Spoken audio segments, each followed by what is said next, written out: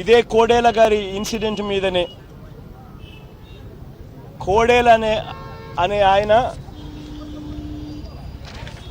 X speaker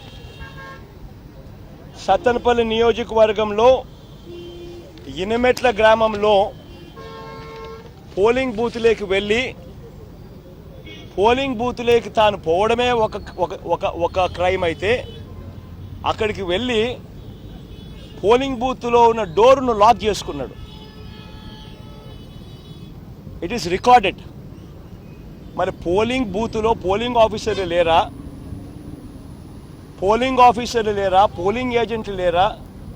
ఇంతమంది సమక్షంలో ఒక బూత్లోకి ఈయన వెళ్ళిపోయి పోలింగ్ బూత్ డోర్ను లాక్ చేసేసుకొని చొక్కాలు చింపుకోవడం, లాక్ చేసేసుకొని తనంతట తానే చొక్కాలు చింపుకోవడము, ఇవన్నీ వీళ్ళందరి సమక్షంలో జరిగితే ఎందుకు ఆయన మీద కేసులు పెట్టరా?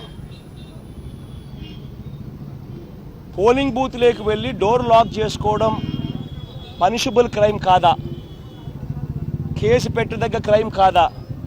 ఒక వ్యక్తి అలా వెళ్ళి చేయొచ్చా? ఒక బూత్లోకి చొరబడి పోలింగ్ బూత్ డోర్ లాక్ చేసేసుకొని భయభ్రాంతులకు గురి చేయొచ్చా? చొక్కా చింపుకోవడము అవన్నీ చేయొచ్చు. అక్కడ ఆయన మీద ఎందుకు కేసు పెట్టరా? వార్తావాణి న్యూస్ ఛానల్ ఎప్పటికప్పుడు రాజకీయ, సినీ విశేషాలు, స్పోర్ట్స్ మరియు సాంకేతిక పరమైన మరెన్నో విషయాలను మన ముందుకు తెస్తుంది. మరింత సమాచారం కొరకు వార్తావాణి న్యూస్ ఛానల్ ని సబ్స్క్రైబ్ చేయండి.